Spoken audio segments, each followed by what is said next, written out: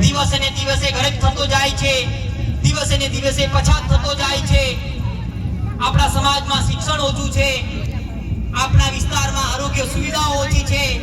તો તેનું કારણ કોણ છે? આપણા વિસ્તારમાં તો તેનું કારણ માત્ર ને માત્ર આપણા સમાજના જ નેતાઓ છે.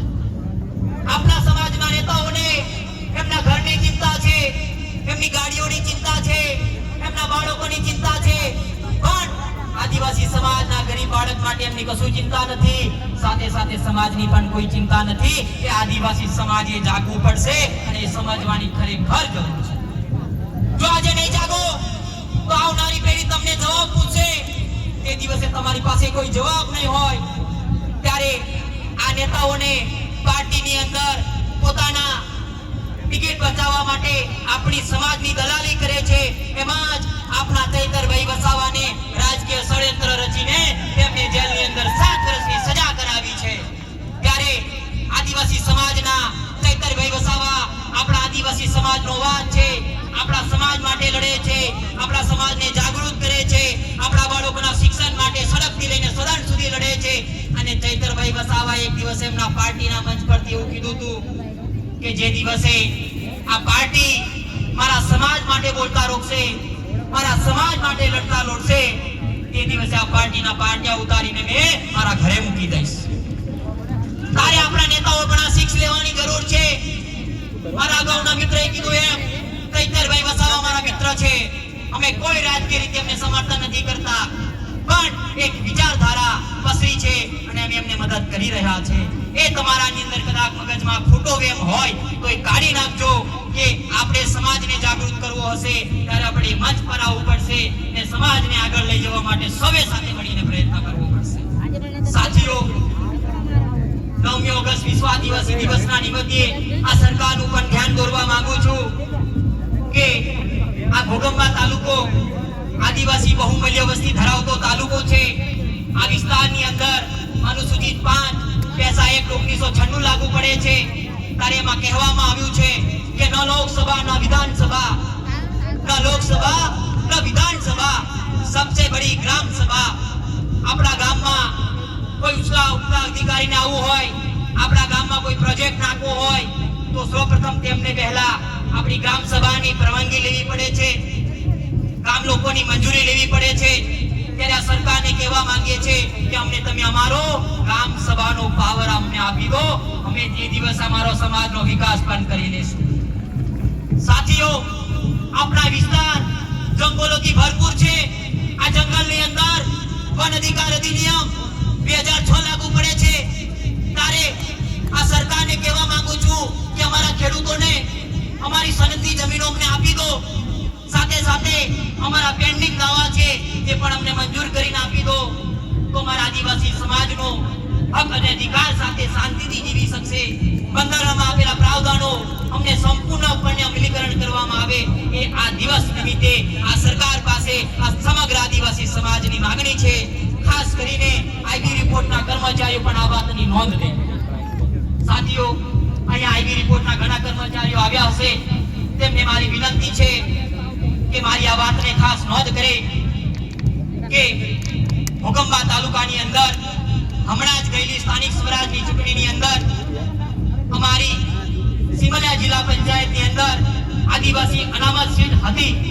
ત્યાં અમુક રાજકીય આગેવાનોએ અને ખાસ કરીને કાલોના ફતેહસિંહ ચૌહાણને કહેવા માંગુ છું કે ભાઈ તમે અમારા અસલી આદિવાસી સમાજ સાથે અન્યાય કર્યો છે અને ખોટા સર્ટિફિકેટ વાળા આદિવાસી સમાજના ગેર આદિવાસીને તમે ટિકિટ આપીને તેને જીતાડ્યો છે.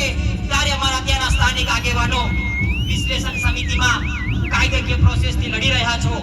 પણ જે દિવસે અમારા જિલ્લા પંચાયત સિમલિયા જિલ્લા પંચાયતના આગેવાનો અમને કહેશે કે અમારા સાથે ખોટું થયું છે, તે દિવસે યાદ રાખજો હજારોની સંખ્યાની અંદર રોડ પર ઉતરીશું, તમારી તાલુકા પંચાયત અને તમારી જિલ્લા પંચાયતનો ઘેરાવો કરીશું અને તે દિવસે અમે જિલ્લા પંચાયત સભ્ય છે તો અમે રાજીનામું માંગશું. સાથે સાથે ફતેહસિંહ ચૌહાણ પણ સાંભળી લે, તમારું પણ અમે રાજીનામું માંગીશું. અહીંયા ઘણા યુવાનો ઘણા આગેવાનો આવ્યા છે. તારે મેં અમને એક પ્રશ્ન પૂછવા માંગુ છું કે પાર્ટીના ઝંડા લઈને ફરવાથી, ગળામાં ખેસ પહેરવાથી શું બદલી શકીએ એમ છે, ત્યારે આપણે સૌએ એક મંચ પર આવવું પડશે, પક્ષ પાર્ટી ભૂલવી પડશે, ધર્મ સંપ્રદાય ભૂલવો પડશે અને આપણે સૌએ જ્યાં આદિવાસી સમાજનો અવાજ ઉઠાવવાનો વારો આવશે એ દિવસ આપણે સૌએ સાથે મળીને આપણે લડવું પડશે.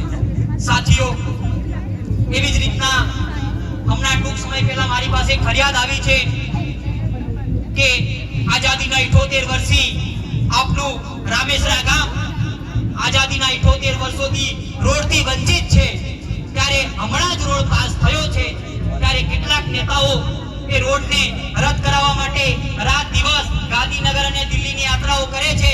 ત્યારે એવા નેતાઓને કહેવા માંગુ છું કે અમારો રોડ તાત્કાલિક ધોરણે બનાવવામાં આવે. જો નથી બનાવવામાં આવતો તો અમે ફરીથી તાલુકા પંચાયતનો ઘેરાવો કરીશું અને ત્યાંના સ્થાનિક તાલુકા પંચાયત સદસ્ય, જિલ્લા પંચાયત સદસ્ય અને અમે માનનીય શ્રી કાલોલના ધારાસભ્ય ફતેહસિંહ ચૌહાણનું જાહેરમાં રાજીનામું માંગીશું. તૈયાર છો ને બધા? તૈયાર છો ને? સાથીઓ, હમણાં ટૂંક સમય પહેલા આપણા આ દેશના ગૃહમંત્રી અમિત શાહે આપણા જંગલના અધિકારો છીનવા માટે આપણા આદિવાસીને શું કીધું ખબર છે? ખબર છે? વનવાસી વનવાસી કહીને એ લોકો આપણી જંગલની જમીનો છીનવા માટે આપણને વનવાસી કહી રહ્યા છે. ત્યારે મારી આદિવાસી સમાજને પૂછવા માંગુ છું, શું તમે વનવાસી છો? શું તમે વનવાસી છો? अरे हम वनवासी नहीं, आदिवासी है हम. आदिवासी ही नहीं, इस देश के मूल निवासी है हम है. એવું અમિત શાહના મંચ પરથી કહેવા માંગુ છું અને અમિત શાહને આ પણ કહી દેજો આઈબી રિપોર્ટના કર્મચારીઓ કે હવે આદિવાસી સમાજ જાગૃત થઈ શક્યો છે.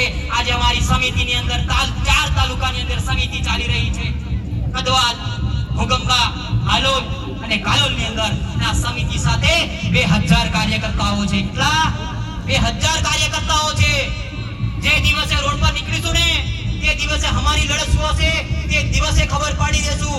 પાડલિયા વાળું તો ખાલી ટેલર હતું, પિક્ચર તો અમે બતાવીશું. એની રાહ જોતા પહેલા અમારા હક અને અધિકાર અમને આપી દેજો.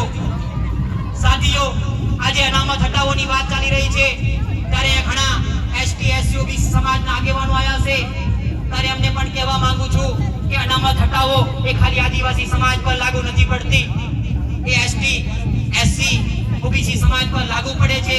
જે દિવસે આ સરકાર અનામત હટાવો આંદોલનને સમર્થન કરશે એ દિવસે અમે એના વિરોધની અંદર જાહેરની અંદર અને 3 એસટી એસસી ઓબીસી સમાજના લોકો એક મંચ પર આવીશું અને એમને ખબર પાડી દેશું કે ડોક્ટર બાબા સાહેબના બંધારણનો પાવર શું છે. સાથીઓ, સમિતિએ આ વર્ષ દરમિયાન ઘણા એવા કામકાજ કર્યા છે કે આપ સમક્ષ રજૂ કરવા માંગુ છું કે આ જીએફએલ કંપની, રંજીતનગરની અંદર આવેલી જીએફએલ કંપની, આ અધિકારીઓને પેલી જંગલની જમીનો દેખાઈ જાય છે પણ એમને આ જીએફએલ કંપની નથી દેખાતી. આપણા પર્યાવરણને નુકસાન કરે છે, નિર્દોષ લોકોના જીવ લે છે, માનવ જીવન અને પ્રાણી જીવનને નુકસાન કરે છે. સાથે સાથે આઈબી રિપોર્ટના કર્મચારીઓ